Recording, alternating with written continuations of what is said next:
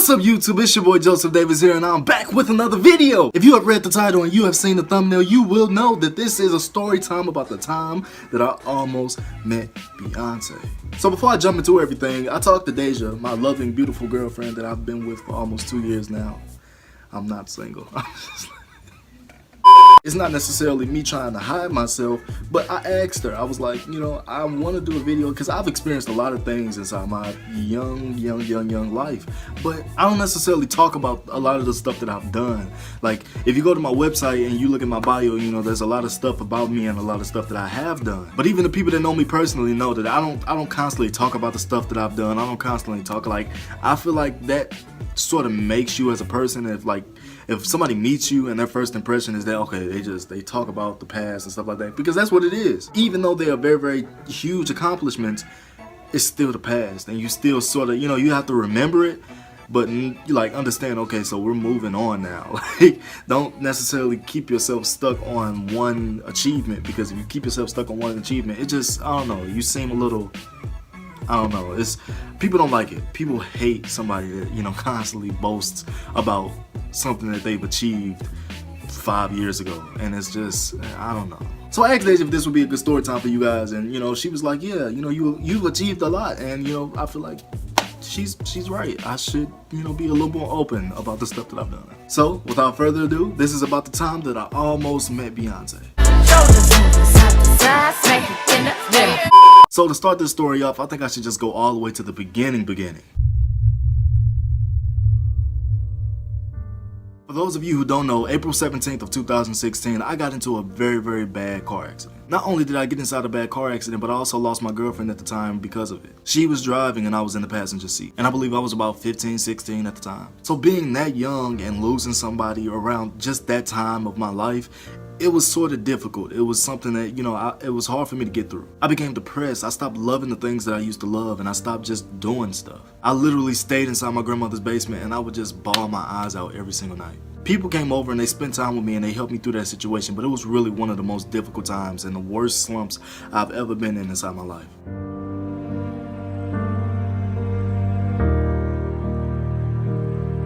Until I got a phone call. After hearing the news, a lady had contacted my family who I had previously met inside a competition. This lady's name is Marty K. Casey.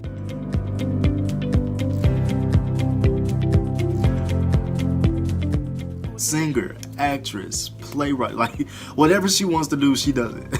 She contacted me and told me about the group that she was putting together. A youth group where she just basically got a bunch of talented teens and put them together, and we were supposed to be going to Africa to sing for an organization or a company or something like that I don't necessarily know if I can say, because I don't want to, you know, bring the name up and, you know, get in trouble or anything like that. But she told me to come check it out, and if I liked it, I could join. So still being in the slump that I was in, I went, but I didn't necessarily go in high hopes of like figuring out anything or, you know, anything. I don't know. I didn't go expecting things to change. But I showed up and almost instantly I fell in love with the vibes. Everybody was so talented and everybody was so amazing. It was an opportunity to travel. It was an opportunity to know some of the best, most talented youth inside of my area. Not to mention that the person who was in charge of everything knew my situation and basically just knew how to take care of that. So I felt extremely comfortable where I was. Instantly, we started learning music, exploring talents between the people inside the group. I think we practiced like every week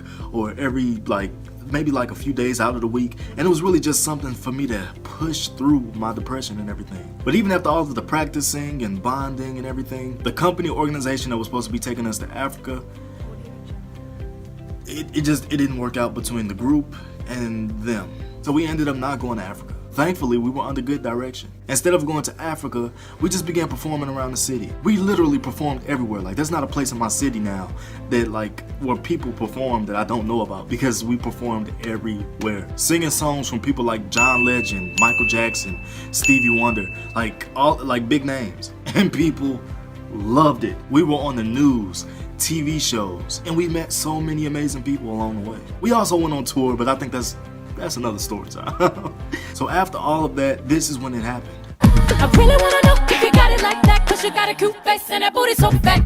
Our director, Marty K. Casey, She has a daughter named Morgan Casey. She was the one who was handling the group's marketing and, you know, promoting and all of that stuff, which she was doing an amazing job because somehow she got connected with Beyonce's people. I think they had probably saw a video or something of us singing, and, you know, they shot it. I don't know how it happened, but somehow it happened. I came to rehearsal one day expecting to just rehearse and learn new music, and I find out some really good news.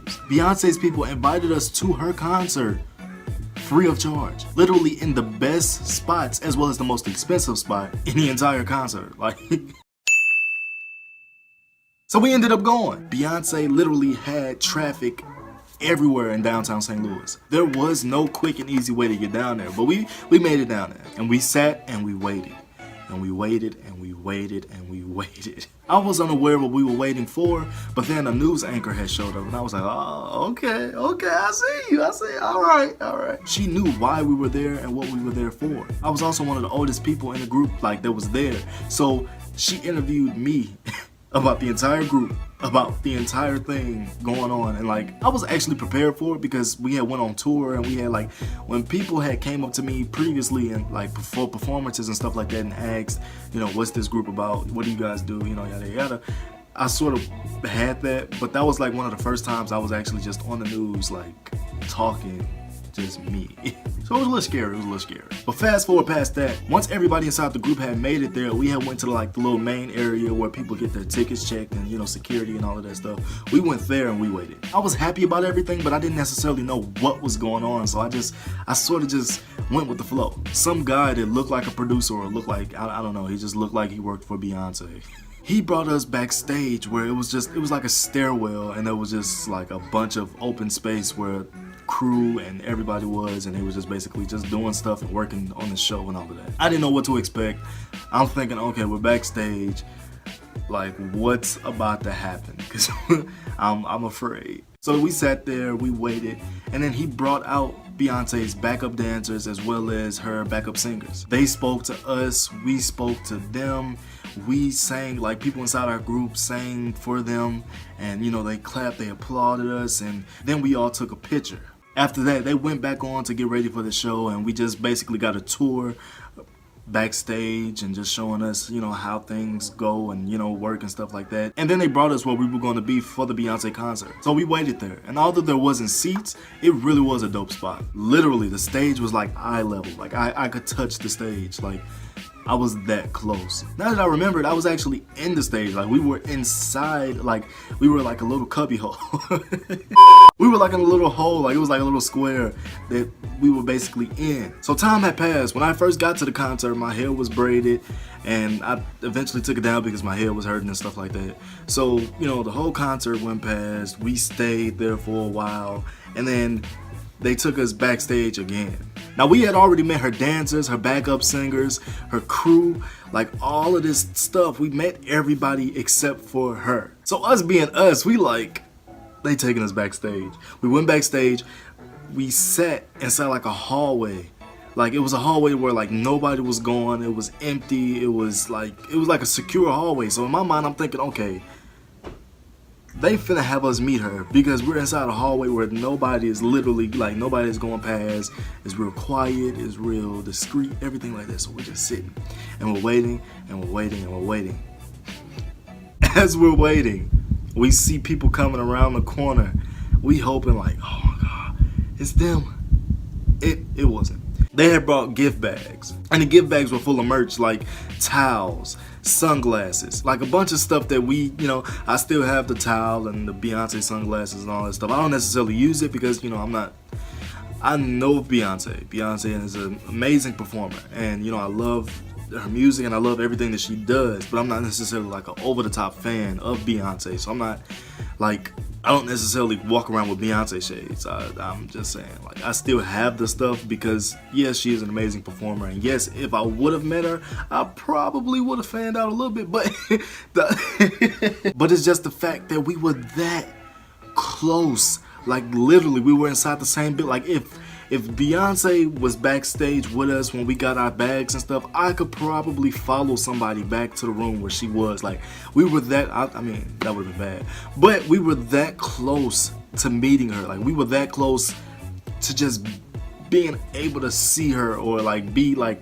I don't even know what I would have done. Like I said, I would have fanned out, but if I would have met her, like I would have had so many questions and not enough time.